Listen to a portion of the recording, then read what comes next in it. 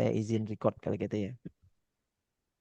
Oke, sambil nunggu yang lain, sambil menghemat waktu, mungkin kita mulai acara malam ini ya, teman-teman. Sambil menunggu yang lain, kita tidak bisa nunggu terlalu lama karena waktu berjalan terus ya. Kita sudah kasih kelonggaran waktu 5 menit sambil menunggu azan Isya tadi. Dan selepas azan Isya, kita mulai acara malam ini yang berjudul Sains dan Spiritualitas Menemukan Tuhan dalam Ilmu Pengetahuan. Acara ini kolaborasi antara channel Sufi Media ya dari Kang Ahmed ya Sibli. Beliau adalah foundernya dan juga sebagai pencetus dari Sufi Media. Subscribernya ada 200.000 lebih ya Kang Ahmed ya saat ini untuk Sufi Media. Mohon, Kang. Jadi buat teman-teman yang mau belajar tasawuf, belajar sufi dan lain sebagainya, bisa follow channelnya Kang Ahmed di Sufi Media. Nanti mungkin lebih detailnya bisa diperkenalkan oleh Kang Ahmed sendiri. Oke, sebelum mulai mungkin kita buka acara ini dengan ucapan Assalamualaikum warahmatullahi wabarakatuh. Alhamdulillahirabbil alamin. Terima kasih buat yang sudah hadir. Eh, untuk sebenarnya acara ini itu adalah inisiasinya dari Kang Ahmad sebenarnya teman-teman. Jadi mungkin sebagai tuan rumah saya hanya menyediakan fasilitas dalam hal ini. Saya bertanya ke beliau waktu itu siapa yang mau ngasih materi. Ternyata beliau minta saya ngasih materi ya sudah saya ngasih materi katanya ya udah saya kasih materi saya siapkan materi dalam 1 hari. Mungkin sekitar 2-3 hari ya prosesnya cepat sekali ya Kang Ahmad ya. Kita Betul, betul, kilat Kang. lah gitu ya, jeret langsung jadi satset gitu ya. Jadi alhamdulillah hari ini kita bisa bertemu bersilaturahmi melalui media Zoom atau melalui YouTube channel di channel Design Your Own Life. Oke, untuk waktu dan tempat sebagai moderator atau sebagai MC silahkan Kang Ahmad waktu dan tempat saya persilahkan. Terima kasih. Assalamualaikum warahmatullahi wabarakatuh. Terima kasih Kang Delesmana, atau saya panggilnya Kang siapa ya enaknya ya. Boleh Dimas, boleh dibebaskan. Siap. Bismillahirrahmanirrahim. Assalamualaikum warahmatullahi wabarakatuh. Waalaikumsalam. Bismillahirrahmanirrahim. La haula wa la quwata illa billah. Asyhadu an la ilaha illallah wa asyhadu anna Muhammadar Rasulullah. Allahumma sholli ala sayyidina Muhammad wa ala ali sayyidina Muhammad. Kama shallaita ala sayyidina Ibrahim wa ala ali sayyidina Ibrahim fil alamin innaka Hamidum Majid. Alhamdulillah teman-teman, malam ini kita bisa ngumpul di Zoom meeting tentunya, yaitu dalam rangka acara webinar dengan Kang Delesmana, atau lengkapnya beliau ini adalah Dimas Satya Lesmana, ST MBA. Jadi ini titelnya udah luar biasa banget. Saya bangga banget bisa kenal Akang, dan alhamdulillah malam ini diperkenankan untuk bisa collab, meskipun di sini saya sebagai moderator atau host saja, karena nanti materi semua pembahasan akan disampaikan oleh Kang D. Lesmana ya. Saya panggilnya Kang D. Lesmana aja ya, lebih familiar Mangga, gitu mangga. ya. Dan beliau ini adalah sebagai founder dari desain Your apa, own life. Your own Your Own life. Life ya. Channel YouTube, atau kalau apa namanya websitenya itu lompatan kehidupan ya kalau nggak salah. Bukan, merancang kehidupan. Oh, merancang kehidupan. Mohon maaf Kang. Soalnya ada banyak sekali referensi yang masuk ke saya, di antaranya ini Kang Delos mana, kemarin juga saya lihat ya itu ada lompatan kehidupan tuh, mungkin saya salah ini. Sebenarnya mungkin satu aliran mungkin ya dengan beliau-beliau itu. Ya, masih satu aliran. Dan mungkin ada beberapa dari teman-teman di sini yang sudah hadir, eh, bertanya-tanya kenapa kok tiba-tiba ada apa namanya kolaborasi seperti ini. Sebenarnya saya dengan Kang Deles Mana ini kalau dibilang udah kenal agak lama sih. Cuman waktu itu saya ngajak collab ketika guru kita yaitu Buya Syakur meninggal dunia, dan Yes. sampai saat itu kita belum terlaksana untuk collab, dan alhamdulillah hari ini kita bisa kolaborasi, dan mudah-mudahan acara ini penuh dengan hikmah dan diridhoi oleh Allah Subhanahu wa taala. Amin. Malam ini, alhamdulillah sudah banyak sekali yang hadir dan saya ucapkan banyak-banyak terima kasih yang sudah hadir. Dan saya juga eh, salam kenal dari Bandung ya, untuk teman-teman dari semua kota, mungkin dari luar negeri juga. Di sini juga kebetulan ada orang Indramayu sesuai dengan kota guru saya itu Biasyakur. Dan malam ini kita akan membahas tentang sains dan spiritual menemukan Tuhan melalui ilmu pengetahuan. Tentunya eh, akan eh, disampaikan oleh guru kita yaitu Kang Delesmana. Mungkin langsung saja Kang ya, karena waktunya sudah malam dan kita perlu cepat-cepat mendengarkan kajian ini biar tercerahkan kita ya. Dan Oke, siap. untuk acara ini saya persilakan kepada Kang Delesmana. Mangga. Oke, terima kasih Kang Ahmed. eh Atas waktu kesempatannya untuk kolaborasi dengan channelnya Kak Ahmad. Kebetulan Kak Ahmad ini sama-sama di Bandung, teman-teman. Jadi walaupun Oh iya sama-sama di betul. Bandung, tapi belum sempat ketemu. Saya baru ketemunya malah di udara ya. Nanti mungkin Iya setelah ini betul kita Kang. ngopi-ngopi Kang di Bandung ya. Habis ini kita ngopi-ngopi, Insya Allah Kang. insya Allah kita ketemu. Tapi dengan silaturahmi, insya Allah panjang umur, panjang rezeki ya. Oke, Amin. seperti tadi yang diceritakan oleh Kak Ahmad dari Sufi Media, kalau teman-teman belum subscribe, silahkan subscribe ke channelnya beliau, sudah 200.000 followernya, subscribernya, sorry, di Sufi Media, untuk mempelajari terkait ilmu tasawuf, tuh sufi, dan lain sebagainya ya, intinya yang berbasis keislaman ya. Seperti tadi Kak Ahmad cerita, memang kami sama-sama belajar ke guru yang sama, yaitu almarhum Buya Syakur ya, yang kami cintai. Dan kami cukup sedih waktu beliau meninggal gitu ya, dan kaget juga karena mendadak gitu ya, tapi insya Allah amal ibadah beliau diterima dan beliau sudah tenang di sisi Allah Subhanahu Wa Taala. Nah, sekarang Amin. tugas-tugas kami yang mungkin untuk membantu atau memberikan sedikit sedikit sekali ilmu yang kami ketahui, yang kami dapatkan, agar bisa menjadi juga ladang ilmu dan apa namanya, amal jariah kita kelak mungkin ya, karena salah satu yang amal yang tidak putus itu adalah ilmu yang bermanfaat ya teman-teman. Jadi kalau kita banyak memberikan ilmu, insya Allah kita banyak ladang ilmu dan juga banyak amal buat kita nanti, dan juga kalau kita memberikan ilmu artinya kita mengosongkan gelas kita, teman-teman. Jadi dengan memberikan ilmu itu ke orang lain, insya Allah ada ilmu baru yang akan masuk. Jadi kalau punya ilmu jangan pelit ilmu, bagikan aja gitu ya. Insya Allah bermanfaat dan juga bisa menjadi ladang amal. Nah, oke. Untuk mempersingkat waktu, perkenalkan, nama saya Dimas Satya Lesmana atau di Lesmana. Teman-teman mungkin mengenal saya sebagai penulis dari buku Design Your Own Life, atau dari founder dari channel Design Your Own Life ya teman-teman. Jadi malam ini temanya agak-agak cukup berat. Jadi kalau yang ngantuk silahkan ngopi dulu ya biar fokus gitu ya. Kalau mau Betul. Pak sambil ngerokok, mangga ngerokok dulu biar kayak Buya Sakur sambil ngerokok sambil ngopi gitu ya, berdakwahnya. Jadi buat teman-teman yang mau serius untuk mendengarkan, silakan. Insya Allah juga bisa bermanfaat buat teman-teman yang sedang bertanya-tanya dan mencari-cari gitu ya. Jadi ini adalah judul yang dipilih oleh Kang Ahmad. Beliau yang meminta saya untuk menyampaikan materi ini malam ini. Jadi bukan dari saya memberikan 10 judul kepada beliau waktu itu, dan dari 10 itu satu judul inilah yang dipilih oleh beliau untuk bisa dibahas malam ini. Jadi insya Allah saya coba untuk membahas sebaik mungkin gitu ya. Jadi topik kita malam ini adalah tentang sains dan spiritualitas, dua hal yang mungkin sering sering kali bertolak belakang, tapi sesungguhnya itu adalah satu jalan gitu ya. Cuman mungkin jalannya agak ada yang ke kanan dan kiri, tapi kita tidak menemukan crossroadnya di mana. Nah, insya Allah malam ini saya coba untuk mengkombinasikan keduanya dari sudut perspektif sains dan juga dari sisi spiritualitas. Kalau ditanya, memangnya Kang Dimas ini saintis gitu ya?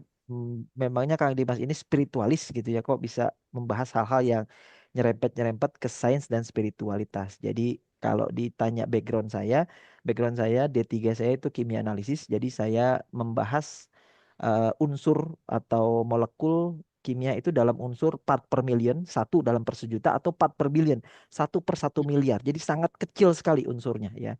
Jadi itu yang saya lakukan analisa waktu saya diploma 3 di Akademi Kimia Analisis Bogor.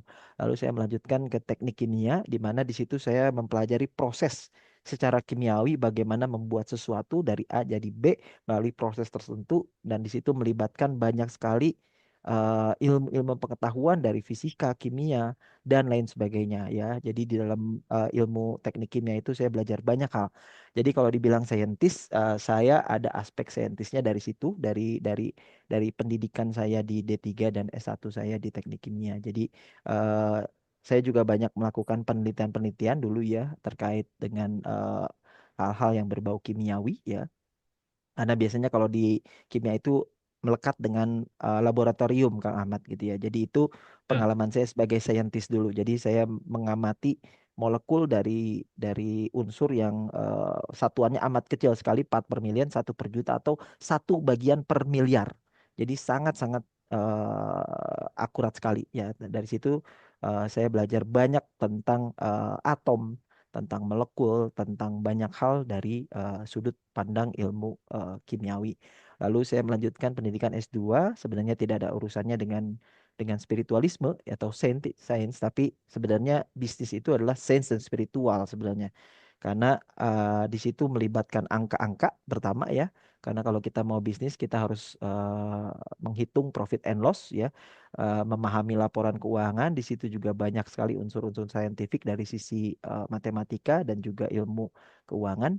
Dari sisi spiritualis sebenarnya menjadi seorang mempelajari MBA atau menjadi seorang pengusaha itu adalah sisi spiritualitas sejati, di mana kita mencoba untuk mewujudkan tujuan kita sebagai manusia yang bisa bermanfaat bagi banyak orang. Nah, itu mungkin sedikit background saya di sini sebagai pembicara. Jadi kalau ditanya apakah saya saintis atau spiritualitas, insya Allah background saya kedua-duanya ada, tapi mungkin bukan yang ahli seperti orang-orang biasanya. Tapi insya Allah materi hari ini cukup bernas dan cukup bermanfaat buat teman-teman sekalian. Buat teman-teman juga bisa mampir ke website saya di dilesmana.com atau merancangkehidupan.id untuk mendapatkan buku-buku, ebook gratis dari saya ya teman-teman.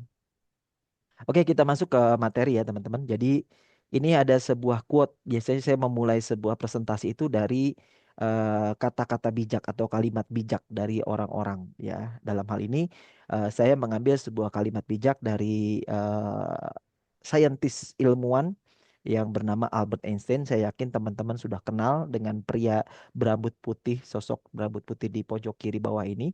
Beliau pernah mengatakan, Kang Ahmad dan teman-teman, ya, beliau berkata, ilmu pengetahuan tanpa agama adalah lumpuh. Agama tanpa ilmu pengetahuan adalah buta. Nah, jadi menurut Albert Einstein keduanya itu harus saling berjalan beriringan kalau kita ingin mendapatkan kepuasan ya. Jadi jangan hanya bergantung hanya ilmu pengetahuan saja, tidak, tapi juga harus ada agamanya. Jangan hanya agama saja, tanpa ada ilmu itu juga tidak baik. Jadi harus balance antara keduanya. Jadi kata-kata Albert Einstein inilah yang menggugah hati saya untuk mempelajari banyak hal dari sisi saintifik, Kang Ahmad gitu ya. Jadi saya mencoba untuk membaca banyak buku, membaca banyak eh, hal gitu ya untuk bisa menyatukan dua hal yang selama ini dianggap bertentangan gitu ya antara ilmu pengetahuan dan agama gitu ya. Jadi kalimat Albert Einstein inilah yang akhirnya membuat saya untuk memutuskan untuk mencari dan mencari dan mencari. Dan dia berkata, those who seek you shall find. Siapa yang mencari dia akan menemukan gitu ya. Jadi karena saya memutuskan untuk mencari dan mencari dan mencari, akhirnya saya mendapatkan. Ya, itulah esensi dari pengetahuan dan agama, rasa ingin tahu seseorang untuk bisa mencari the truth gitu ya. Nah, itu sedikit pembuka terkait materi kita hari ini. Kita lanjut teman-teman ya. Jadi pendahuluannya adalah eh, kita sekarang hidup di dunia dengan teknologi yang semakin canggih, semakin maju ya. Dulu mungkin kita nggak kepikiran anak kita lahir gitu ya udah punya akun sosial media ya. Dulu mah boro-boro gitu ya. Begitu lahir yang ada ya di di dilakukan hal-hal lain. Nah, zaman sekarang teknologi terus berkembang. banyak pertanyaan-pertanyaan yang seringkali muncul tentang terkait keberadaan Tuhan. Dan ini seringkali menjadi topik yang diperdebatkan, Kang Ahmad gitu ya. Apakah benar Tuhan itu ada gitu ya? Apakah benar sains bisa membuktikan bahwa Tuhan itu ada dan kebalikannya. Nah, namun ternyata kalau kita menelaah lebih dalam teman-teman di dalam Al-Quran, ya ilmu pengetahuan modern itu ternyata saling melengkapi dan saling menjelaskan tentang keberadaan Sang Pencipta gitu ya. Dalam hal ini saya berkolaborasi dengan Kang Ahmad dari Sufi Media. Saya akan melakukan pendekatan-pendekatan untuk memberikan bukti-bukti saintifik yang didukung oleh Al-Quran yang bisa menjadi pijakan kuat kita untuk memahami di mana eksistensi Tuhan berada gitu ya. Oke, ini ada sebuah video. Mungkin teman-teman ada yang tahu ini video apa? Dari kegelapan menjadi cahaya.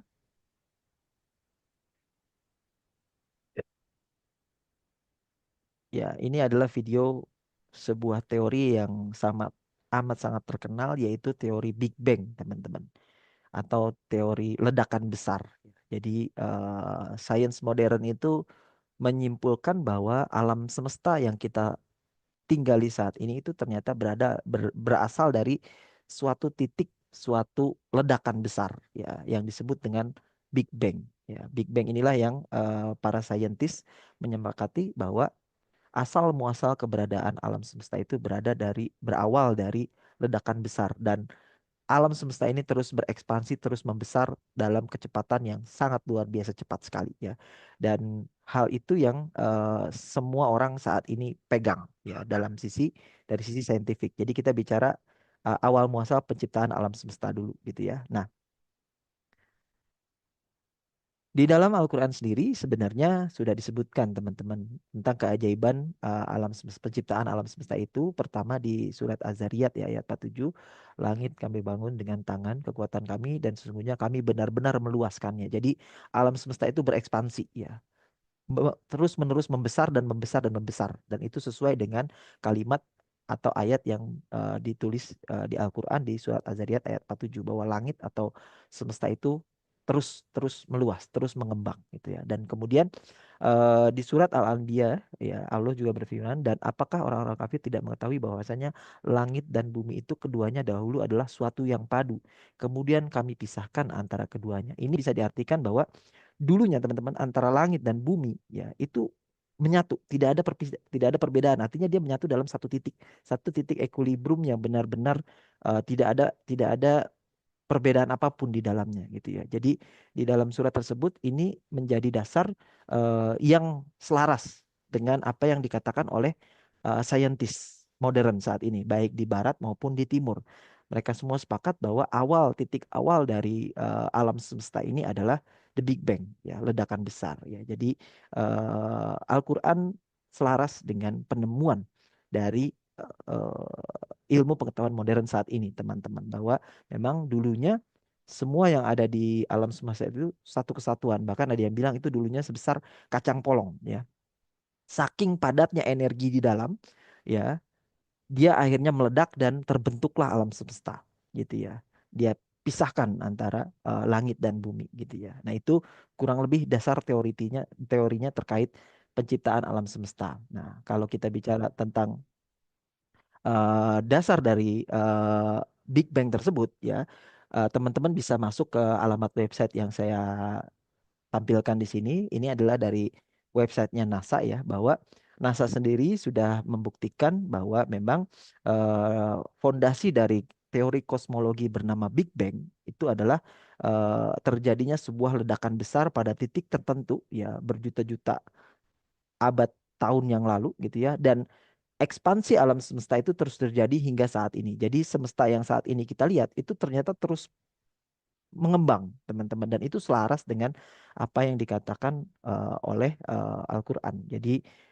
ini membuktikan bahwa 1400 tahun yang lalu eh, Nabi Muhammad sudah mendapatkan wahyu bahwa eh, bumi itu diciptakan melalui eh, teori Big Bang, walaupun tidak disebutkan Big Bang di dalam Al-Quran ya teman-teman. Big Bang itu adalah temuan modern saat ini. Teorinya dinamakan Big Bang, ledakan besar. Namun kalau kita bicara di Al-Quran itu sama sebenarnya apa yang dikatakan oleh Al-Quran bahwa dulunya bumi dan langit itu satu padu, tidak ada perbedaan, tidak ada perpisahan, semuanya melekat, menyatu, padu, dan itu akhirnya diledakkan dan akhirnya terbentuklah semesta yang maha luas dan dia benar-benar meluaskan, ya, meluaskan langit tersebut. Artinya terus berekspansi dan ini selaras dengan apa yang ditemukan katakan oleh penemuan dari para saintis di Barat, ya, teman-teman. Kenapa saya merujuk ke NASA? Karena NASA punya banyak sekali saintis, punya banyak sekali alat-alat ya yang mendukung teori-teori tersebut gitu ya. Oke, kita lanjut teman-teman. Lalu yang kedua itu terkait dengan keajaiban dalam sistem tata surya ya. Jadi saya mengambil cuplikan dari surat Ibrahim ayat 32-33 sebagaimana yang sudah dilihat gitu ya. Bahwa Tuhan itu menciptakan matahari dan bulan untuk terus-menerus beredar ya dalam suatu sistem, dalam orbit ya. Dan dia telah menentukan malam dan siang ya. Jadi karena adanya rotasi peredaran matahari, bumi mengelilingi matahari dan semua sistem-sistem tata surya yang lain, akhirnya eh, kita mengenal adanya sistem tata surya dan itu ternyata jalur edarannya, jalur sistem tata suryanya itu juga dikatakan di surat Ibrahim ayat 32-33 dan ini sangat akurat ya. Posisi bumi berada sekian ribu kilometer dari matahari dan seterusnya itu tidak mungkin suatu kebetulan. Pasti ada the grand design. Pasti ada sesuatu yang maha canggih, yang maha kuasa, yang mengatur presisinya keberadaan bumi bisa sampai berada di titik saat ini di jalur sistem tata surya kita, teman-teman. Lalu di website National Geographic, kalau teman-teman ngeklik linknya education.nationalgeographic.org, resource Goldilocks Principle, orang-orang ilmuwan Barat itu menyebutkan kepresisian posisi bumi itu seperti namanya prinsip Goldilocks. Prinsip Goldilocks itu adalah sesuatu yang begitu pas, begitu tepat, suhunya begitu tepat sehingga bisa menghasilkan kehidupan, bisa menghasilkan air yang liquid ya, yang bentuknya cairan ya. Begitu air berada dalam bentuk cairan, maka akan ada kehidupan. Itulah yang disebut dengan prinsip Goldilocks kalau menurut ilmuwan dari National Geographic ya. Jadi akurasi dan presisi ketepatan posisi bumi itu juga sedemikian amazingnya. Titik edarnya kenapa bisa ada bumi di titik saat ini itu ternyata juga sudah ada di dalam Al-Quran di surat Ibrahim ya. Nah, itu yang keajaiban yang kedua dari ilmu pengetahuan yang selaras dengan spiritualitas dari Al-Quran, teman-teman. Lalu yang ketiga adalah presisi gravitasi. Teman-teman semua paham ya. Kita mau hidup di bumi pasti perlu gravitasi. Kalau nggak ada gravitasi kita semua udah terbang, ngambang gitu ya. Gravitasilah yang melekatkan kita dengan bumi gitu ya. Dan nilainya kurang lebih 9,8 meter per second kuadrat atau satu. Dan nilai satu ini amat sangat tepat ya.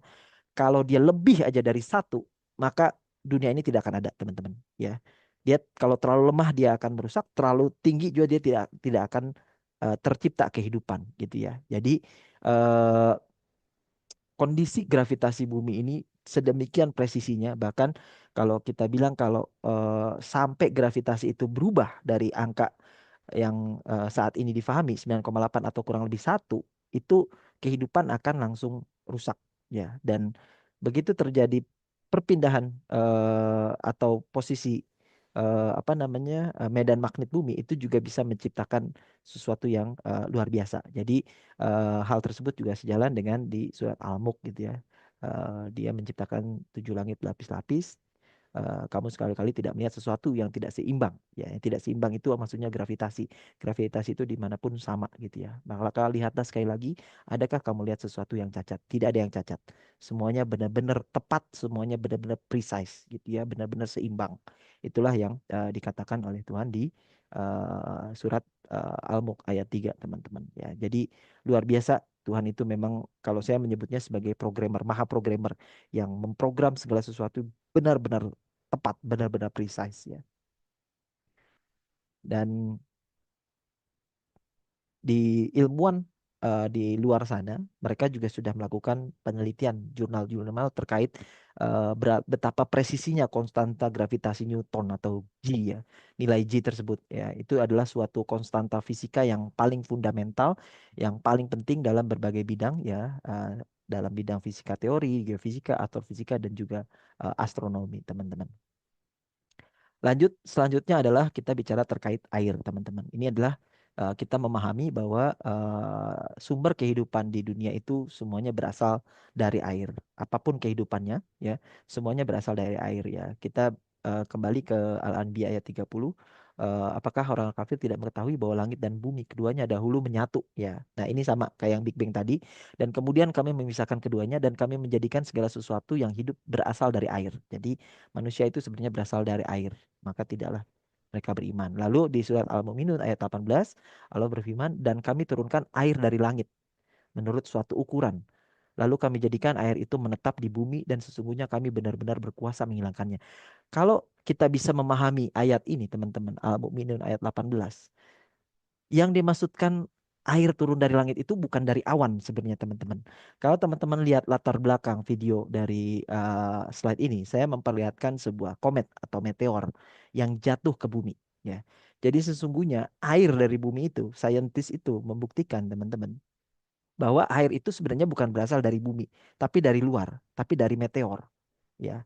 Dan itu proven dari penelitiannya NASA. Lagi-lagi NASA membuktikan bahwa asal muasal dari air yang berada di bumi itu bukan dari bumi, teman-teman, tapi dari asteroid atau dari komet, ya. Jadi asteroid yang membawa air atau komet yang membawa air jatuh ke bumi karena posisinya Goldilocks principle pas, air itu mencair.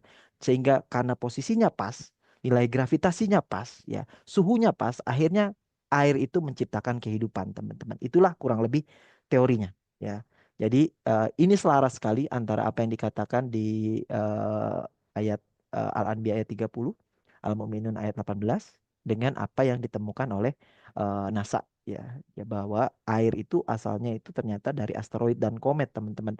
Jadi kalau kita baca Al-Mu'minun ayat 18 dan kami turunkan air dari langit itu maksudnya adalah komet dan asteroid, ya, atau meteor yang jatuh. Meteor yang jatuh itu membawa partikel air sehingga air tersebut membasahi bumi dan akhirnya karena posisi bumi yang tepat dengan gravitasi yang tepat, Goldilocks principle-nya jalan, akhirnya terbentuklah kehidupan di muka bumi. Nah, itu, teman-teman, terkait air sebagai sumber kehidupan. Jadi luar biasa apa yang 1400 tahun lalu dikatakan ternyata dibuktikan oleh sains, oleh ilmu pengetahuan modern, teman-teman. Lalu kita bicara tubuh kita, ya, desain presisi dalam penciptaan manusia. Jadi di At-Tin ayat 4 Tuhan menyebutkan bahwa sesungguhnya kami telah menciptakan manusia dalam bentuk yang sebaik-baiknya, dan memang belum ada sejauh ini teknologi robot atau apapun yang bisa membuat makhluk sekompleks manusia, gitu ya. Memang saat ini AI kecerdasan sudah berhasil disintesis, teman-teman, melalui teknologi, ya. Kita bisa menggunakan banyak sekali kecerdasan buatan AI yang saat ini mungkin sudah membantu teman-teman dalam bekerja, berkarya, dan lain sebagainya. Akan tetapi desain presisi dalam penciptaan manusia menurut saya tidak akan bisa diciptakan oleh sistem apapun. Mau robot secanggih apapun, dia tidak akan bisa bekerja sepresisi dan serumit tubuh manusia, gitu ya. Jadi dengan adanya desain yang begitu rumit dan begitu presisi dalam penciptaan manusia, saya yakin ada sang maha pencipta yang maha cerdas. Ada desain cerdas, the intelligent design di balik penciptaan eh, tubuh manusia, ya, teman-teman. Lalu ini ada sebuah jurnal dari Ryan Gregory dari Inggris yang menyatakan bahwa dia meyakini ada intelligent design di luar sana, bahwa manusia itu dan alam semesta ini ada grand designnya, ada sang maha penciptanya, ya. Jadi itu adalah sumber tulisan dari ilmuwan-ilmuwan Barat yang meyakini keberadaan Tuhan. Terserah Tuhannya dia menyebut apa, ya, gitu ya, teman-teman. Lalu kita bicara terkait komposisi air dalam tubuh manusia dan bumi. Ini keajaiban yang juga sejalan. Jadi dari penelitian modern itu membuktikan, teman-teman, bahwa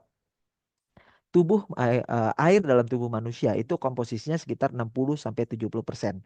Dan manusia air di bumi itu juga sama, komposisinya kurang lebih 71% permukaan bumi ini tertutup oleh air. Jadi itu juga selaras dengan Al-Anbiya ayat 30 yang mengajarkan, dan dari air kami jadikan segala sesuatu yang hidup, maka mengapakah mereka tiada juga beriman. Jadi ayat ini menegaskan, teman-teman, bahwa air adalah elemen yang fundamental bagi kehidupan, dan kita juga sebagai manusia ternyata Rasionya sama antara bumi dengan manusia itu sama.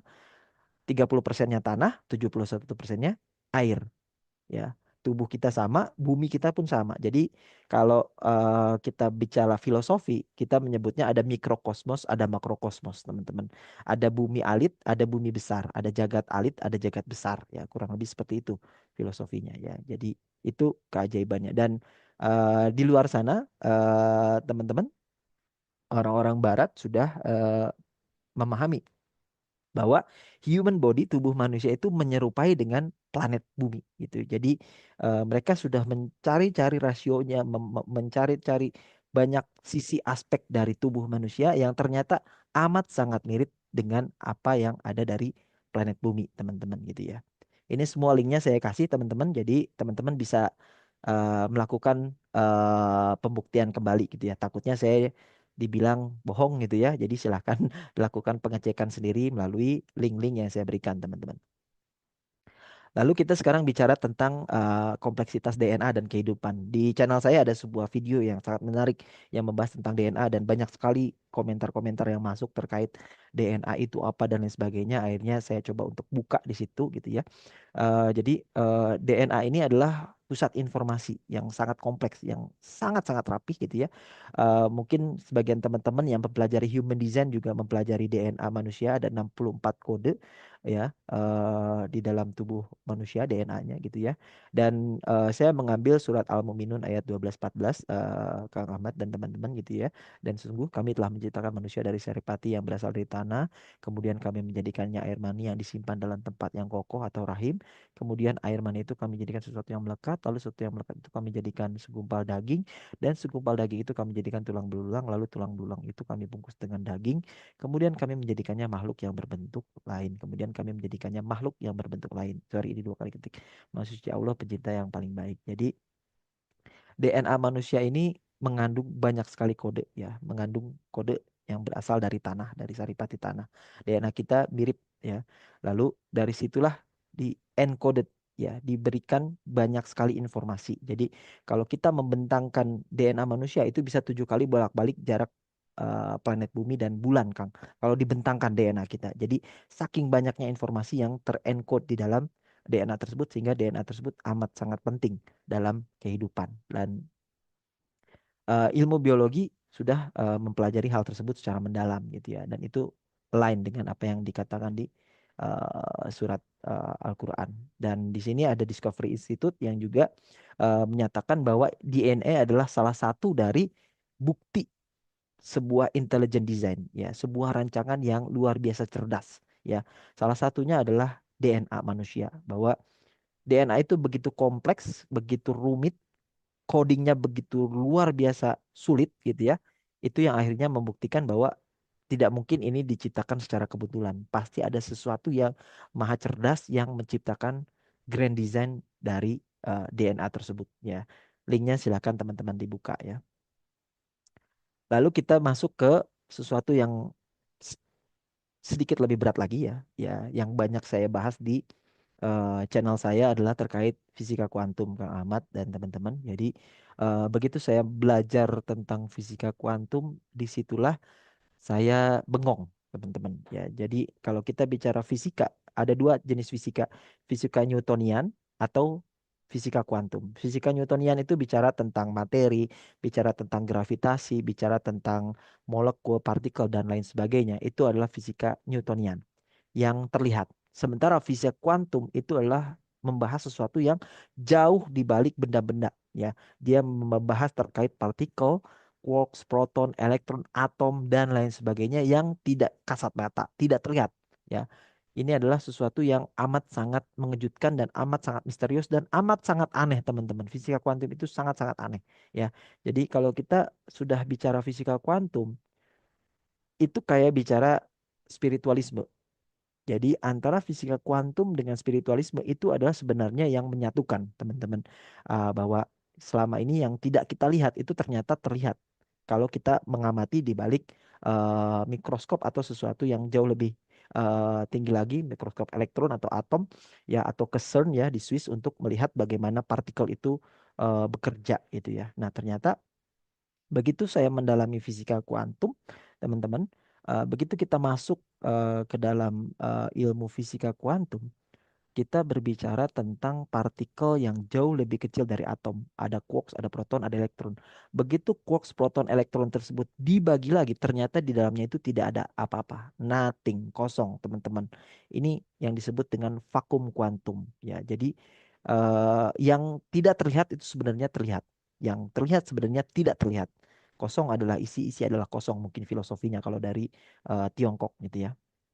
Nah, begitu kita bicara fisika kuantum, saya mau menghadirkan sebuah video dari video saya yang lama, teman-teman.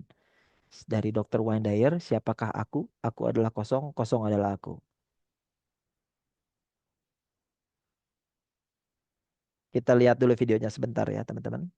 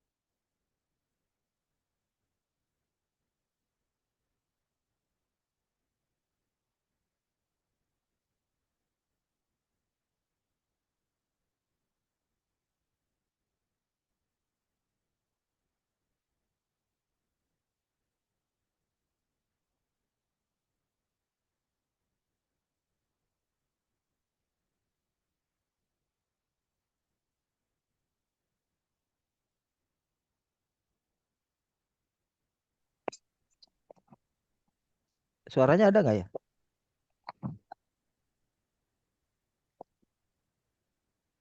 Suaranya nggak ada, Kang. Oh iya iya iya iya, pantesan. Oke, nggak apa-apa. Saya skip aja kalau gitu. Oke, jadi teman-teman kalau tadi lihat video tadi ya, Dr. Wayne Dyer, dia mengamati dari mulai sel dimasukin ke mikroskop, begitu masuk ke mikroskop ternyata di dalamnya ada atom, di dalam atom dia bawa ke mikroskop elektron, di dalam elektron ternyata ada namanya quarks, begitu di dalam quarks dia coba untuk cari gali lagi apa sih pembentuk dari diri kita, dari tubuh kita ini, dia masukin lagi quarks tersebut ke CERN ya, ke laboratorium yang di Swiss untuk mengamati partikel. Ternyata di dalam quarks itu teman-teman itu tidak ada apapun, kosong. Jadi kita begitu membahas fisika kuantum itu menjadi bingung orang-orang gitu ya. Ternyata kalau kita mengamati lebih dalam, tubuh kita ini is nothing actually. Udah kayak virtual reality sebenarnya di level kuantum gitu ya. Jadi ini yang membuat para ilmuwan itu menjadi amat sangat kebingungan karena begitu mereka mencari tahu tentang quarks, ternyata itu hanyalah vakum kekosongan. Dari vakum itulah ternyata tercipta kehidupan gitu ya. Jadi teman-teman harus memahami bahwa ini adalah sesuatu yang amat sangat luar biasa. Jadi kompleks dan amat membingungkan. Jadi mungkin kalau teman-teman baru berkenalan dengan fisika kuantum mungkin akan amat sekali rumit memahaminya. Saya pun dan amat sangat membingungkan untuk memahami fisika kuantum ini. Ternyata kehidupan yang kita lihat, materi yang kita lihat itu ternyata awalnya itu dari vakum kosong, dari zero.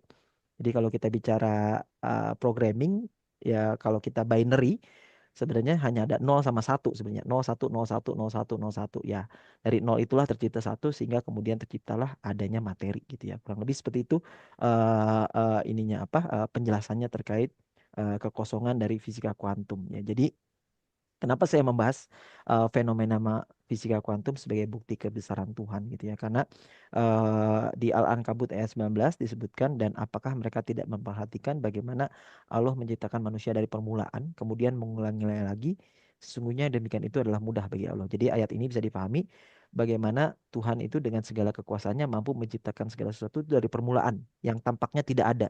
Ya, dan kemudian mengulanginya dalam berbagai bentuk yang kompleks dari mulai kosong, vakum kosong menjadi quarks, dari quarks menjadi elektron, dari elektron menjadi atom, atom menjadi molekul, molekul menjadi materi dan seterusnya gitu ya. Jadi itu sesuai dengan Al-Ankabut ayat 19 bahwa dari kekosongan terciptalah materi yang berulang-ulang ya, berlapis-lapis gitu ya.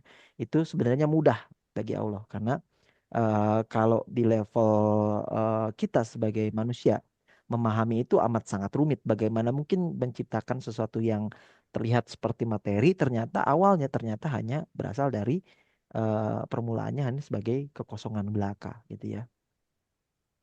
Nah ini teman-teman bisa lihat videonya lebih dalam di channel saya terkait apa namanya pembahasan mengenai kosong adalah isi, isi adalah kosong. Ya,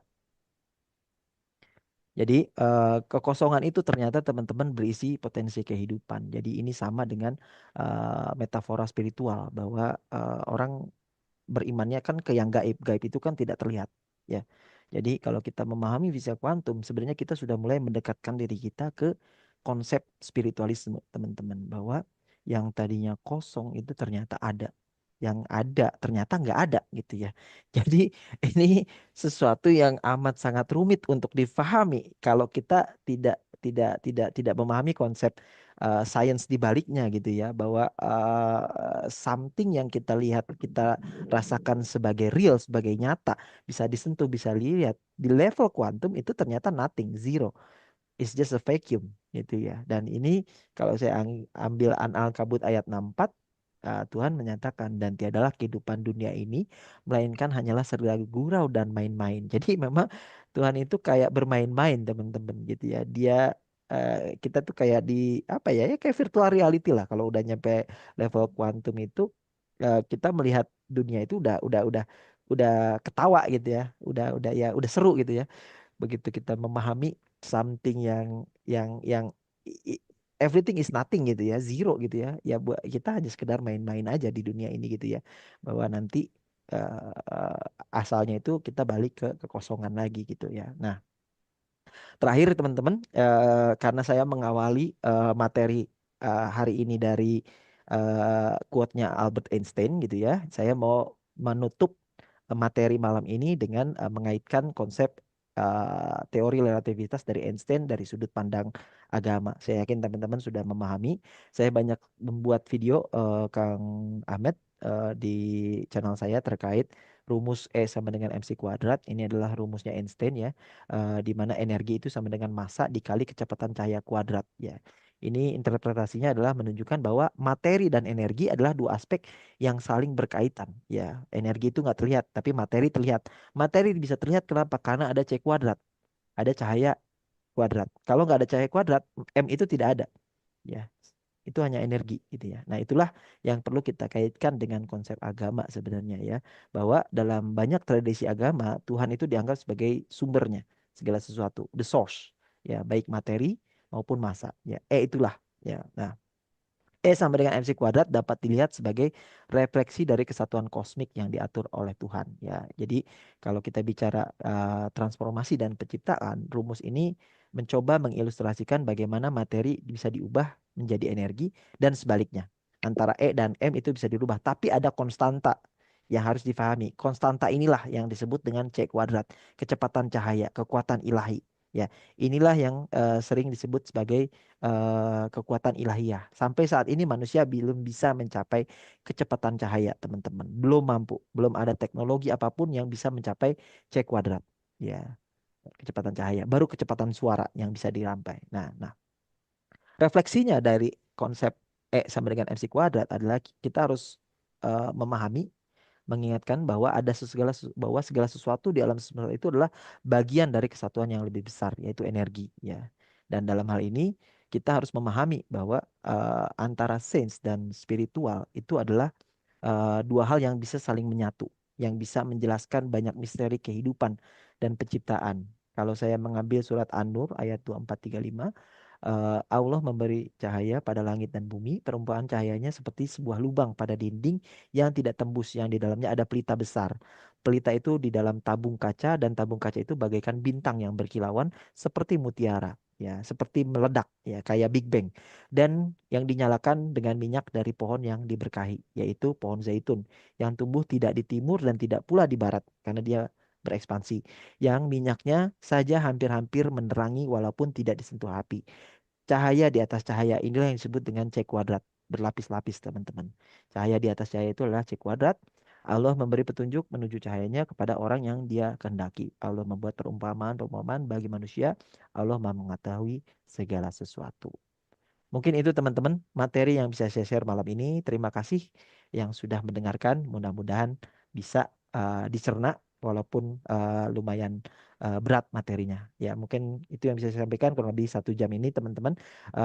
Akhir kata saya ucapkan wabillahi taufik wal hidayah. Wassalamualaikum warahmatullahi wabarakatuh. Saya kembalikan ke Kang Ahmad selaku moderator.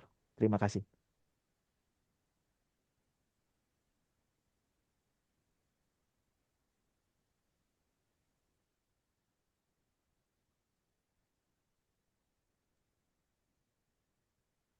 Kang Ahmad nggak ada suaranya ya? Mohon maaf Kang, saya mute ini mic-nya. Iya, iya. Waalaikumsalam warahmatullahi wabarakatuh. Terima kasih Kang Delesmana yang sangat luar biasa. Ternyata ketika sains itu dipadukan dengan spiritual, isinya sangat luar biasa. Dan saya baru kali ini apa ya benar-benar langsung merasakan bahwa ternyata apa yang disampaikan oleh Tuhan di dalam ayat-ayat suci Al-Quran itu benar-benar nyata gitu ya. Jadi meskipun di dalam Al-Quran itu tidak dikatakan secara apa ya, secara jelas gitu ya, tetapi Al-Quran itu mendukung ya, mendukung setiap penemuan-penemuan ilmu yang modern ini. Jadi ketika Al-Quran tidak menghalangi penemuan ilmu pengetahuan modern, berarti ayat Al-Quran itu sebenarnya relevan untuk kita ya, dari zaman dulu, saat ini, dan mungkin sampai di masa yang akan datang gitu ya.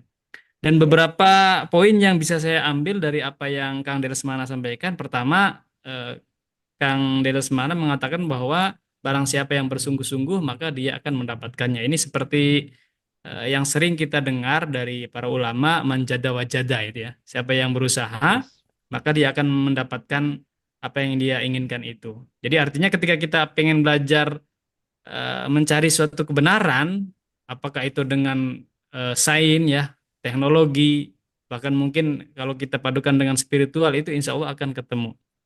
Yang kedua, saya sangat tertarik sekali dengan apa yang Kang Dilesmana sampaikan dan juga video-video yang sudah Kang Dilesmana upload di channel Kang Dilesmana. Tentunya ini kenapa saya sangat tertarik dan saya langsung pengen menghubungi Kang Dilesmana. Awalnya saya waktu ngaji ke Buya Syakur kalau nggak salah tahun 2008 ya. Itu awal-awal saya ngaji. Itu setiap kajian, Kang, sebelum kajian itu diputer video-video yang seperti tadi Kang Dilesmana apa namanya putar.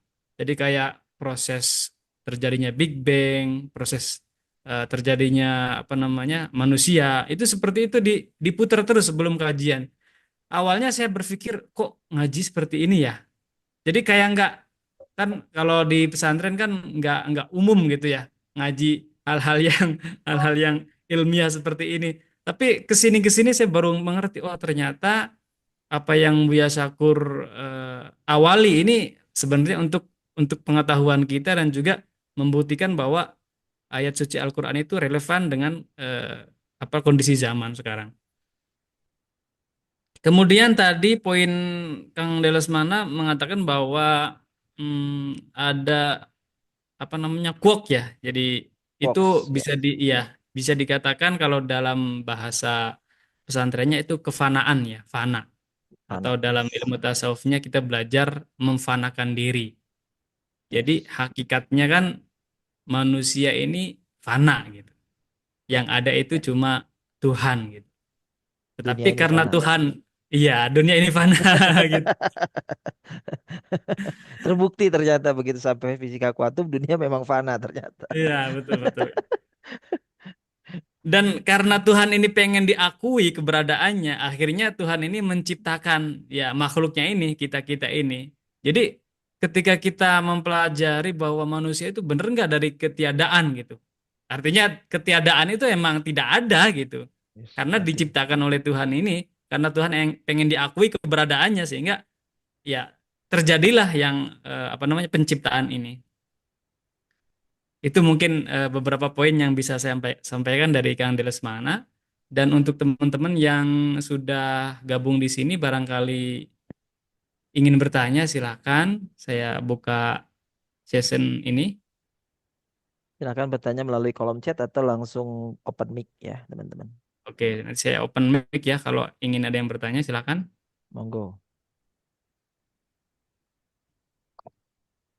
Kalau nggak ada kayaknya terlalu berat materinya mungkin. Dan saya sebenarnya ini Kang, mohon maaf sekali, ini saya masih apa ya, masih bingung dari tadi saya suaranya kok nggak ada gitu. Terus saya lihat di YouTube kok suaranya nggak jelas. Ternyata di apa aplikasi saya ini nggak saya aktifin mic-nya. Jadi orang yang nonton mungkin suaranya nggak ada dari tadi dan saya baru ngeh dan saya mohon maaf yang sebesar-besarnya karena ini pertama kali saya pakai Zoom juga. Jadi mungkin kedepannya mudah-mudahan bisa lebih baik lagi ya teman-teman ya. Ya, Kang Dilas mana mohon maaf yang sebesar-besarnya. nggak apa-apa Kang, sama-sama belajar. Oh, Ini ada ada pertanyaan. pertanyaan Kang. Hmm. Ya dari Hmm. Kang Hanafi, bagaimana mengenai Nur Allah dan Nur Muhammad dari sisi sains? Silakan Waduh, Kang Dilas. pertanyaannya berat sekali nih Nur Allah dan Nur Muhammad ya. Jadi banyak Buya Sahrul sering berbicara tentang ini juga ya Kang Ahmad ya tentang Betul. Nur Allah dan Nur Muhammad ya. Sebagian ulama ada yang menyepakati, sebagian ada yang tidak ya. Silahkan itu ambil masing-masing jalurnya ya. Ada yang bilang ininya tidak kuat dasarnya terkait Nur Muhammad, ada yang juga bilang ini ada dasarnya. Silahkan itu masing-masing mencari ya. Saya tidak mau membenarkan ya. Silahkan cari kebenaran versi masing-masing gitu ya.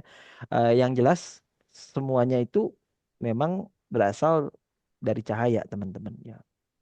Jadi kalau kita bicara mengenai cahaya banyak sekali kata-kata cahaya yang disebutkan dalam Al-Qur'an ya.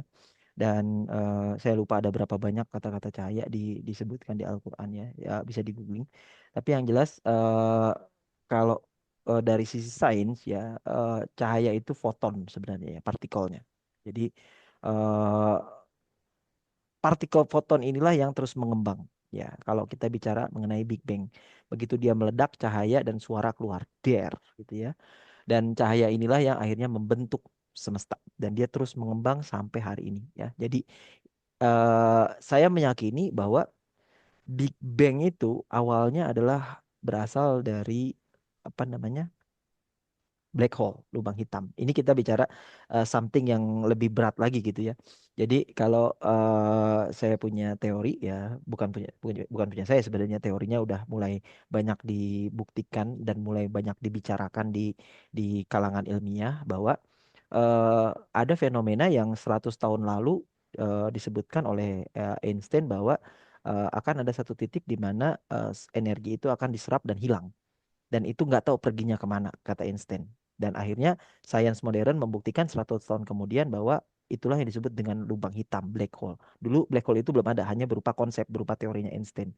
Tapi Einstein meyakini itu ada karena harus ada equilibrium, titik untuk menyeimbangkan kondisi dari semesta ini yang terus mengembang. Ternyata begitu saat ini kita memahami teknologi atau sains ya di balik Big Bang atau di balik lubang hitam, ternyata kita memahami lubang hitam itu menyerap segala sesuatu termasuk cahaya ya, dan cahaya itu terperangkap dan akhirnya keluar melalui ledakan lain, Big Bang baru atau white hole, black hole dan white hole. Jadi yang namanya energi itu kekal, teman-teman. Dia tidak bisa dimusnahkan, dia tidak bisa diciptakan. Ya, begitu energi foton itu masuk ke dalam black hole, diserap, kemudian dia pada titik tertentu dia mencapai sebesar kacang polong kayak waktu Big Bang terjadi, dan akhirnya saking terlalu panasnya energi tersebut tidak bisa ditahan, akhirnya dia meledak membentuk Big Bang baru. Itulah yang disebut dengan multiverse. Ya, ini kita bicara memang eh, ada semesta-semesta lain sebenarnya kalau secara teoritis di fisika kuantum, karena tidak mungkin energi yang disedot oleh black hole itu hilang, pasti dia akan keluar entah di mana. Dan itulah yang diyakini saat ini oleh para saintis bahwa ada ledakan-ledakan baru yang akhirnya menciptakan Big Bang baru. Sebenarnya pada saat kita berdiri saat ini menghirup udara, ada Big Bang baru yang tercipta entah di belahan semesta mana yang kemudian menciptakan white hole baru, lubang putih baru yang kemudian menciptakan semesta baru. Entah apa yang didaur ulang oleh semesta, cahaya apa yang didaur ulang, yang jelas cahaya itulah yang kemudian terus-menerus di-recycle, didaur ulang. Begitu mungkin sedikit penjelasannya dari sisi sains, Kang Hanafi. Iya, terima kasih Kang Dilasmana, penjelasannya sangat luar biasa. Jadi mungkin kalau kita berbicara tentang apa namanya cahaya ini kan sebenarnya ini kan untuk memahamkan kita saja sebagai manusia gitu ya. Kalau Ya, hakikatnya mah ya nggak ada yang tahu. Jadi kalau kita terus istilahnya berpikir keluar sana gitu, mungkin nggak akan ada habisnya gitu ya. Nggak- Teori apapun itu mungkin nanti terus berkembang gitu, terus ya, berkembang. Seperti mungkin dunia atau alam semesta ini yang terus berkembang seperti itu. Mungkin ada pertanyaan yang lain? Ya, memang luas katanya. ya, memang luas. Dan saya berharap ini sih apa Konsep namanya sangat 5D. menarik sekali Kang ya. Ini saya berharap acara seperti ini nggak cuma hari ini dan mudah-mudahan bisa terus berlanjut meskipun ini agak berantakan menurut saya. Benar. Saya mohon maaf Ya, yang sebesar-besarnya baru ini agak pertama, berantakan. nggak Iya apa-apa, Kang. Kang. Baru pertama soalnya. Ada Kang Emil itu, konsep 5D dalam dunia baru. Kang Emil bisa tolong dijelaskan lebih detail lagi, 5 dimensi maksudnya, atau apa? Ya, Kang Emil gimana?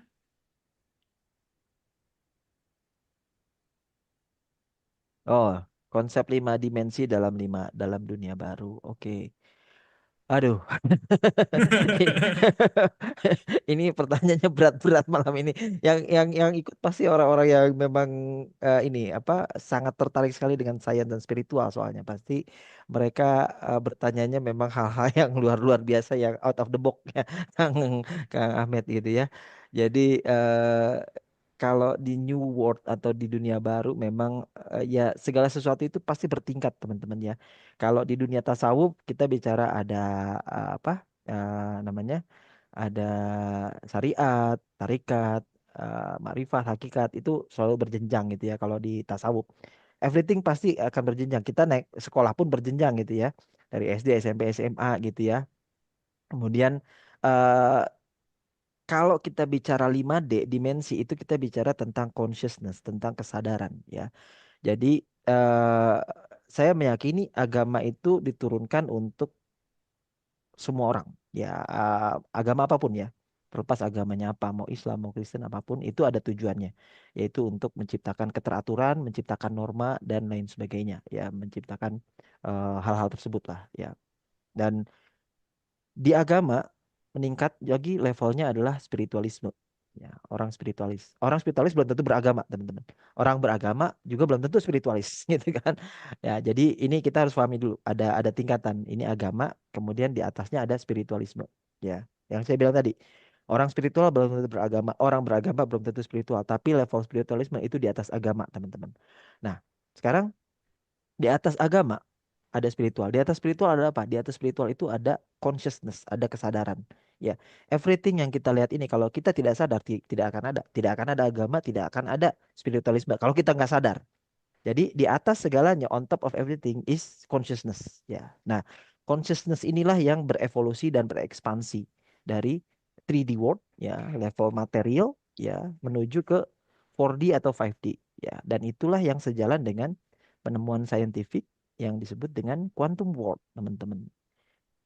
Ketika kita bicara tentang quantum fisik, ya fisika kuantum itu itu adalah sebenarnya kita bicara mengenai ekspansi proses kesadaran. Ya, yang awalnya kita hanya Newtonian fisik, bicara tentang materi 3D, ada X, Y, Z, naik ke 4D, ada dimensi waktu, kemudian ada 5D yang dimensinya lebih meningkat lagi, gitu ya. Nah, di 5D world tersebut, gitu ya, teman-teman, ya itu sebenarnya adalah bagian dari ekspansi kesadaran manusia, dan itu adalah proses evolusi yang terus berkembang. Once human mencapai titik tertentu dalam ekspansi kesadaran dia, ya, and at some point mereka mencoba playing God, ya, mencoba bertindak sebagai Tuhan, maka peradabannya akan dilipat, entah melalui kiamat yang disebut dalam Al-Quran atau apapun itu. Peradabannya hilang, kemudian diganti dengan balik lagi ke 3D, di recycle lagi. Terus sama kayak konsepnya black hole. Everything is recycle. Everything is frekuensi. Naik turun. Gitu ya. Begitu manusia mencapai peak, titiknya tertentu, peradabannya akan hilang. Kita aja sampai sekarang nggak tahu bagaimana cara bikin piramid di Mesir. Sampai sekarang kita bingung. Gimana caranya bikin Borobudur yang deket aja kita bingung gitu ya. Berarti ada something missing dari peradaban manusia. Itulah ketika manusia mencapai puncak peradabannya, mencapai dimensi 5 tersebut, 5D. Itu mungkin sedikit penjelasannya. Nggak mau terlalu dalam, takutnya kemana-mana. Jadi kemungkinan masih akan ada 6D juga mungkin ya. Ya, itu ekspansi itu terus terus terus berkembang ya. Jadi ya itulah dinamikanya kehidupan ya teman-teman. Jadi ya everything is laras dengan apa yang disebutkan di kitab suci gitu ya. Itu Kang. Ini Kang ada satu lagi Kang, mungkin untuk yang terakhir kali ya. Gimana Ya, Kang? silakan. Boleh. Maaf kalau Makna makna syahadat. ya Kang Nafi lagi nih. Maaf kalau makna Waduh, syahadat dari sisi sains kira-kira relevansinya seperti apa ya Kang? ini mungkin Kang Ahmed yang bisa jelasin. Maka Kang Ahmad, waktu dan tempat saya silakan. Tolong bantu saya. Karena saya bukan Ya, ini, bukan orang dari pesantren, teman-teman. Jadi apa ilmu pengetahuan saya tentang agama sangat tipis sekali gitu ya. Mungkin Kang Ahmad yang bisa lebih membantu saya dalam hal ini. Gitu. oke Bismillah ya. Mudah-mudahan bisa menjawab. Jadi ini pernah juga kita omongin ya, kita Hmm. obrolin gitu sama teman. Ketika itu saya lagi ngopi, kemudian ada orang ngomong, katanya kita tuh rukun Islam yang pertama adalah syahadat katanya. Syahadat itu kan kalau diartikan ke bahasa Indonesia berarti menyaksikan gitu.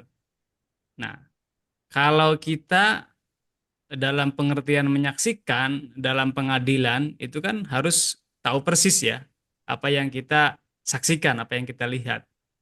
Sementara kalau orang itu bersaksi kemudian ternyata dia tidak melihat, berarti bisa dikatakan dia sebagai saksi palsu. Nah, Hmm. pertanyaannya adalah apakah syahadat kita ini sudah diterima ya ketika ternyata kita ini menjadi saksi palsu ya. Kalau kalau di pengadilan ya, pengadilan itu pasti tidak diterima, bahkan mungkin kita bisa dikenai pasal ya. Kita bisa dipenjara juga mungkin karena kita bersaksi palsu kan. Seperti kasus Vina kan sekarang itu. Tapi kalau dalam ajaran agama sebenarnya syahadat itu ada beberapa level. Nah, untuk yang Hmm. awam itu tidak harus syahadah ya, atau tidak harus benar-benar menyaksikan. Ya minimal dia mengakui. Makanya dalam pengertian syahadat itu bukan hanya menyaksikan, tapi kita juga bisa mengambil makna mengakui. Mengakui bahwa Allah itu adalah Tuhan kita dan Nabi Muhammad adalah utusannya. Itu level terendah, mengakui. Nah, kalau seandainya kita sudah benar-benar mengakui, lalu kita ingin istilahnya membuktikan syahadat kita. Nah, tentunya dengan tadi itu seperti Kang Delesmana sampaikan, dengan sains dan spiritual itu. Jadi ketika level kita baru masuk ya, ya namanya kan rukun Islam pertama kan syahadat itu kan istilahnya baru login kan. Nah, setelah login kan apa yang perlu kita lakukan gitu. Masa kita mau di luar saja? Kalau kita bertamu, kemudian silakan Pak masuk, terus kita nggak mau masuk gitu. Ya kan nggak enak. Masa pengen bertamu tapi kita nggak mau masuk ke dalam, kan nggak enak.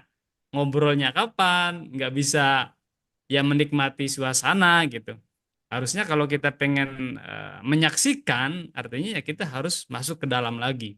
Jadi dari level awal kita harus naik ke level berikutnya, yaitu dengan sign itu kita bisa meyakini hakul yakin kepada Tuhan dengan mempelajari beberapa ilmu yang ternyata seperti yang tadi Kang Delesmana sampaikan itu benar-benar sangat relevan. Jadi dengan belajar hari ini saja kita benar-benar bisa meningkatkan apa namanya syahadah kita ya, syahadat kita yang tadinya hanya asyhadu saya mengakui setelah mendengarkan dan melihat apa yang disampaikan Kang Delesmana itu benar-benar oh ternyata ya sangat-sangat sangat apa ya relevan sekali gitu bahwa benar-benar Allah itu sebagai Tuhan kita. Itu mungkin hanya sedikit yang bisa saya sampaikan, Kang. Ya, thank you Kang Ahmed. Mungkin saya tambahkan aja dikit ya teman-teman. Jadi kalau kita bicara syahadat itu kan la ilaha illallah itu sebenarnya konsepnya tauhid. Tauhid itu yaitu mengakui keesaan Tuhan yang satu gitu ya. Bahwa everything is once. Satu kesatuan gitu ya. Hanya ada satu Tuhan gitu ya. Jadi kalau kita bicara tentang la ilaha illallah ya itu sebenarnya mengajarkan bahwa konsep keesaan Tuhan itu adalah tauhid ya. Artinya segala sesuatu kalau di sains itu eh, eh, di, di, disamakan dengan konsep keteraturan atau kesatuan dalam hukum-hukum sains. Misalnya tadi ada gravitasi, ada termodinamika, ada fisika. Itu adalah bentuk manifestasi dari keteraturan alam semesta yang bersumber dari satu kesatuan pencipta yang tunggal, teman-teman. Jadi eh, ketertiban alam semesta ini dari skala yang kuantum, mikro sampai mikro itu menunjukkan adanya suatu sumber suatu sistem yang konsisten, mirip dengan gagasan Tuhan yang esa, gitu ya, yang tauhid, yang satu. Nah, itu mungkin konsep la ilaha illallah. Tapi kalau kita bicara Muhammad Rasulullah, itu kita mengakui bahwa Muhammad itu adalah utusan yang membawa ajaran dari Tuhan yang sebenarnya berkaitan dengan kehidupan sehari-hari dan moral, ya dari sisi agama ya. Dari sisi sains, ini relevansinya bisa ditemukan dalam pendekatan yang menggabungkan antara etika dalam menjalani kehidupan dan sains atau ilmu pengetahuan. Ilmu pengetahuan tanpa panduan moral itu bisa jadi destruktif, kata Einstein. Ajaran moral tidak disampaikan melalui agama atau wahyu itu bisa membantu manusia menggunakan ilmu pengetahuan dengan bijak dan bertanggung jawab. Itu mungkin tambahan dari saya, teman-teman. Jadi kalau menurut saya sih Kang Delusmana ini ya bisa dikatakan syahadatnya udah hakul yakin, bukan syahadat palsu lagi. Karena dengan ilmu beliau ini benar-benar meyakinkan dirinya gitu bahwa oh bener ya. Saya juga yang lihat baru apa ya? ya mungkin itu salah satu contoh ya. Mungkin kalau orang yang jadi dokter juga dia bisa hakul yakin kepada Allah ketika dia langsung menyaksikan bahwa oh ternyata serumit ini ya tubuh manusia gitu misalkan. Itu mungkin seperti itu Kang Delos mana ya atau gimana? Ya, ya itulah. eh Kita melihat banyak banyak sekali apa keterkaitan antara sains dan spiritual ya. Jadi makanya kalau kita bicara tadi pertanyaan mengenai syahadat itu kan dalam sebenarnya. Jadi kita bicara syahadat itu adalah pengakuan keesaan Tuhan bahwa kita memahami bahwa kalau yang dari tadi materi yang saya sampaikan memang segalanya itu satu gitu kan. Itu yang orang susah masuk ke otak gitu teman-teman. Itu hanya orang-orang tertentu aja yang bisa memahami sampai ke level itu gitu ya. Jadi kalau orang udah di level makrifat hakikat dia udah tidak memandang manusia itu berbeda, enggak, semua sama gitu ya. Itu udah levelnya udah bener-bener eh beyond beyond agama lah gitu ya. Kita bicara udah bukan lepas dari agama ya. Agama tetap jalan, tapi dia levelnya kalau di skala frekuensi kesadarannya Dr. David R. Hawkins, dia udah di level love, udah di level welas asih, udah di level peace, udah damai, udah mendekati level surgawi sebenarnya gitu ya. Jadi itu kalau kita bicara dari teori pikiran, teori kesadaran dan lain sebagainya. Jadi banyak sekali hal yang sebenarnya sangat relevan ya, dan kalau kita mau ikro, itu tugas kita membaca ya teman-teman. Kalau kita mau membaca ya, bukan sekedar buku, bukan sekedar video, bukan sekedar baca situasi, baca baca banyak hal yang masuk ke pikiran, itu juga kita harus baca, itu juga banyak hal yang sebenarnya bisa kita dapatkan teman-teman. Jadi ikro itu maknanya luar biasa dalam. Itulah kenapa perintah pertama dalam ajaran Islam itu ikro. Ikro itu untuk menginstal program supaya kita cerdas, supaya kita pinter, supaya kita bisa paham. Oh, ada relevansinya antara Tuhan spiritual dengan sains dari sisi ilmu pengetahuan gitu ya. Itu mungkin Kang jadi kemana-mana nih. Nah, setuju sekali, Kang. Jadi kalau kalau kalau kita kan sebagai anak pesantren ya, ya hanya terfokus kepada ayat-ayat eh, apa namanya ayat-ayat suci Al-Quran yang secara tersurat ya. Tersurat, tidak Sementara tersirat. iya Yes. kalau Kang Delesmana kan udah membaca ayat-ayat kauniyah ya atau ayat-ayat Allah yang tersirat ya. Yes. Jadi antara dua ini sebenarnya sangat-sangat ya sangat bagus sekali gitu. Kang ada satu lagi pertanyaan apakah mau dilanjut atau gimana? Ya, boleh terakhir ya dari Bu Titi ya. Ya. Apakah betul kosong artinya keadaan ketika pikiran dan hati kita bebas dari segala pemikiran dan keinginan yang mengikat, kita melepaskan ego dan identitas diri sehingga kita menjadi mampu menerima apa adanya tanpa penilaian atau prasangka. Dalam keadaan kosong kita dapat mencapai keadaan pikiran yang jernih. Begitukah? Silakan Kang Drasmana. Ini sesuai dengan desain Your Life ya. Ya, oke. Makasih Mbak Titi atau Bu Titi, pertanyaannya luar biasa mendalam. Jadi sebenarnya filosofi kosong adalah isi, isi adalah kosong itu akar rumputnya itu dari ajaran filsafat timur sebenarnya, dari ajaran Buddhis atau Taois ya kalau kita bicara asal muasal filosofinya. Jadi konsep ini itu banyak sekali dimensinya dan penafsirannya ya. Jadi eh, kalau kita bicara terkait keterkaitan antara kosong adalah isi, apakah kosong itu terbebaskan dari ego atau dari apa namanya dari kemelekatan? Yes, itu ajaran dari Buddhism atau Zen mengatakan kalau kita ingin damai maka kita harus melepaskan eh, hasrat-hasrat duniawi.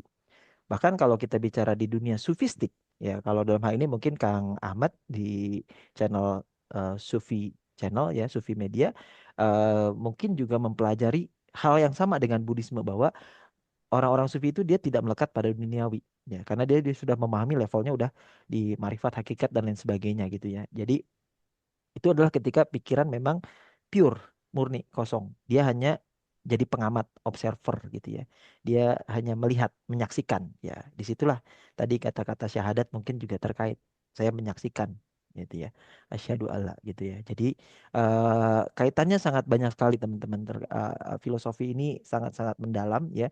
Dan bahkan juga kalau kita kaitkan dengan konteks yang lebih luas di filsafat Barat juga punya konsep-konsep yang sejalan dengan konsep kosong adalah isi, isi adalah kosong. Misalnya dalam eksistensialisme di mana pencarian makna seringkali dimulai dari kekosongan atau dari absurditas keberadaan, gitu ya. Kalau contohnya di Barat itu ada Jean-Paul Sartre yang bicara tentang eksistensi melalui esensi, yang mengandung elemen bahwa makna isi hanya muncul dari keputusan kita untuk bertindak. Setelah kita menerima, pada dasarnya keberadaan itu sendiri adalah kosong, gitu ya. Jadi kalau teman-teman bicara bukunya siapa namanya? Aduh, saya lupa. Zero Limit, ya, Dokter Joe Vitale, ya, salah satu tokoh Law of Attraction atau The Secret, ya, ada buku namanya Zero Limit. Itulah titik gimana kembali ke nol, kembali ke titik kosong, ya. Begitu kita nyampe titik kosong, disitulah kita bisa menemukan sesuatu yang menciptakan segalanya. Nah, itu pertanyaannya, bagaimana kita bisa mencapai titik kosong itu? Bagaimana bisa pikiran sebegitu jernih sehingga akhirnya yang kita terima hanya frekuensi dari Tuhan. Jadi ya, itu kurang lebih makna filosofinya, teman-teman. Iya, Kang, sangat setuju sekali, Kang. Nah, ini saya pengen apa namanya mengungkapkan apa yang pernah Buya Syakur sampaikan. Nggak tahu saya bener atau enggaknya ya. Katanya begini, ketika kita berpikir berarti di situ kita ada gitu. Ya. Tetapi ketika kita sudah tidak berpikir, disitulah kita mulai fana gitu. Itu gimana, Kang? Jadi ada kata-kata yang paling terkenal. Aku berpikir maka aku ada. Ya, Ya. Pernah dengar gak? Apa kata-kata aku berpikir maka aku ada. Ya. Itu adalah sebuah kalimat yang sangat-sangat terkenal. Itu bahasanya, bahasa Latinnya cogito ergo sum, ya, itu dari René Descartes. Descartes, ya, itu filosofi Prancis. Jadi ketika aku berpikir maka aku ada. Ya, itu sebuah kata-kata yang amat sangat mendalam, teman-teman. Banyak sekali filsuf-filsuf, guru-guru yang mengambil kata-katanya René Descartes, ya, cogito ergo sum, aku berpikir maka aku ada. Jadi ya, apa namanya? Pernyataan dari cogito ergo sum itu menjadi sebuah gagasan dualisme antara pikiran dan tubuh sebenarnya, gitu ya. Pikiran itu cogitans, tubuh itu adalah extens, ya. Pikiran itu tidak terlihat, tubuh itu terlihat. Dua substansi yang berbeda, ya. Jadi begitu kita berpikir yang tidak ada, maka kita menjadi ada. Nah, itu sebuah paradoks, sebuah kata-kata yang amat sangat mendalam sebenarnya, teman-teman, ya. Jadi eh, eh, kalau misalnya Kang Ahmed bisa mendalami cogito ergo sum, aku berpikir maka aku ada, itu akan menjadi sesuatu yang luar biasa, Kang Ahmed. Jadi kalau kita nggak berpikir, ya kita hanya berjalan begitu aja. Kita tidak menyadari apa yang terjadi di level yang lebih mendalam. Mungkin itu, Kang. ya. Jadi mungkin ini sebagai closing closing statement ya. Mm. Eh, Kalau kita ambil pelajaran dari tasawuf sih, itu sebenarnya sangat apa ya, apa namanya sama gitu ya. Jadi seimbang. Di tasawuf itu diajarkan bahwa sebaiknya kalau kita pengen hidup nyaman, hidup kita bahagia gitu, kita nggak perlu memilih gitu. Artinya mungkin nggak berpikir itu artinya kita nggak memilih. Dalam artian nggak memilih itu kita nggak punya keinginan sesuai nafsu kita, tapi kita melakukan apa yang sesuai dengan keinginan sang pencipta itu. Ketika kita menginginkan sesuatu, itu akan ada apa namanya? Akan ada harganya dan itu sangat mahal. Contoh aja, misalkan kita pengen punya rumah, kemudian kriterianya seperti ini, seperti ini, seperti ini. Itu kan mahal banget ya.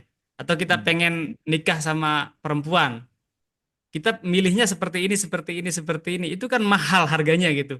Jadi konsekuensinya tuh berat banget. Tapi kalau kita, udah ya Allah, saya pengen nikah. Kemudian Allah pilihkan tuh. Itu kan sepertinya kita nggak mikir ya. Iya, Ya, bener nggak? Atau iya, kita pengen rumah ya Allah. Lalu terserah engkau diberi rumah seperti apa, di mana. Itu kan ringan gitu.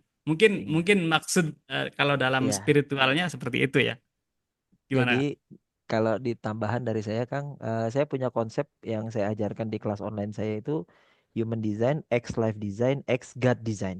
Jadi human design itu kita memahami energi di tubuh kita, blueprint kita, cetak biru kita sebagai seorang manusia seperti apa energinya. Life design itu kalau di rumus E sama dengan sorry, human design itu kalau di rumus E sama dengan MC kuadrat itu di E ininya bagiannya. Nah, lalu life design itu adalah keinginan kita. Kita merancang kehidupan di 12 dimensi, di karir, di materi, di keuangan, di travel, di segala macam gitu ya, parenting dan lain sebagainya. Kita pengen mencapai ini, kita kita ajarkan teman-teman untuk merancang kehidupannya sendiri di 12 aspek kategori tersebut. Pengen punya apa, pengen pergi kemana, pengen segala macamnya, itu keinginan di level materi kalau di E sama dengan MC kuadrat. Tapi yang menentukan adalah C kuadrat, yaitu God design. Ya, God design itu kita pasrah sama rancangan Tuhan. Karena tugas manusia itu hanya berencana dan berikhtiar berdoa. Hasil akhirnya itu terserah sang kuasa karena dia yang punya ketetapan, bukan kita, gitu kan. Jadi kita lepaskan, kita letting go segala keinginan tersebut. Tugas kita sudah meminta. Karena di law of attraction itu berbicara memintalah, uh, uh, as believe receive, meminta, meyakini, menerima. Nah, yang paling berat itu adalah ketika kita punya permintaan, kita pengen terus-menerus dan melekat sama keinginan. Dan akhirnya kita menjadi tersiksa sama keinginan kita. Nah, di kelas saya itu saya mengajarkan, Anda sudah memahami blueprint diri Anda melalui human design, Anda sudah membuat proposal kehidupan kepada Tuhan di 12 aspek kategori kehidupan. Ya, ingin apa segala macamnya Anda membuat proposal sedemikian tebal. Lalu kemudian terakhir Anda menyadari ada God design yang bermain bahwa kita melepaskan. Tugas kita hanya meminta, meyakini, dan menerima apapun keputusannya. Terlepas itu baik atau tidak, itu sudah adalah ketetapan. Dan itu adalah tiga grand design yang harus kita pahami dalam kehidupan. Ya, jadi kalau kita sudah memahami itu, kita nggak ngelekat tuh sama keinginan. Tapi kita boleh punya keinginan, itu udah wajar. Pengen punya ini, punya ini, tapi tidak melekat sama keinginan. Yang membuat penderitaan manusia itu melekat, Kang, sama keinginan. Kalau A ya pengen A, padahal Tuhan mau ngasihnya. Misalnya kita pengen punya Mercy gitu ya, tapi padahal Tuhan mau ngasih Ferrari gitu. Kenapa harus melekat sama Mercy gitu kan? Gitu ya. Kita Iya. nggak tahu kan rencana Tuhan pasti lebih baik gitu kan. Nah, itu yang kita lepaskan emosionalnya, letting go-nya. Kita serahkan hasil akhirnya bahwa tugas kita hanya membuat proposal kehidupan dan menyerahkannya kepada Tuhan. Urusan Tuhan mau ngasihnya apa. Kita hanya menerimanya dengan lapang dada. Gitu Ya, mungkin. seperti peribahasa yang sering kita dengar mungkin ya, manusia hanya merencanakan, Tuhan yang Yes. memutuskan, gitu. Betul. Man propose, God dispose.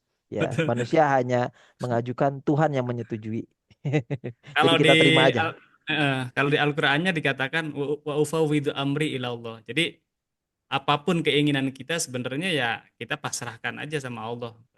Akhir hasilnya, hasil akhirnya gitu kan ya. Betul. Aduh, Dan sangat itu yang menarik rata sekali Kak. berat.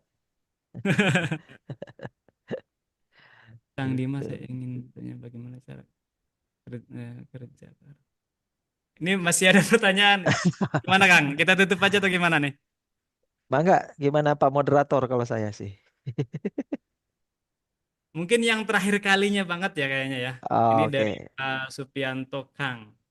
Kang Dimas, saya ingin bertanya bagaimana cara kerja karma ini dan apa benar ada reinkarnasi?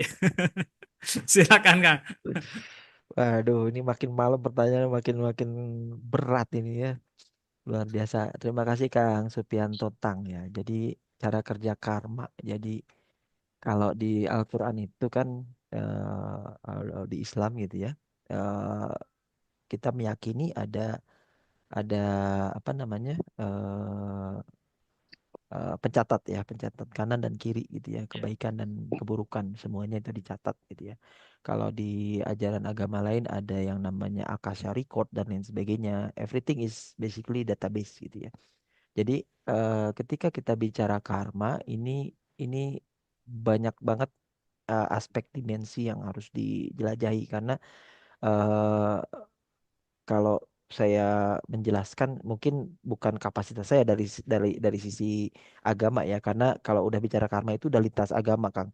udah bukan Islam, udah bukan Kristen, udah bukan apapun karena kita bicara basic humanity sebenarnya kalau bicara karma. Ini universal law ya. Apa yang kamu lakukan itu yang akan kamu terima gitu ya. Dan itu pasti proven gitu ya. Jadi kalau kita bicara karma, Kang, cara kerjanya ya sederhana. Apa yang kita lakukan itu yang akan kita dapatkan gitu ya, sesuai dan itu ketetapan gitu ya. Tapi yang sering jadi pertanyaan adalah kenapa karma ini menjadi lintas generasi misalnya atau lintas kehidupan misalnya. Misalnya ada orang yang meyakini terkait pertanyaan keduanya Pak Supianto yaitu reinkarnasi.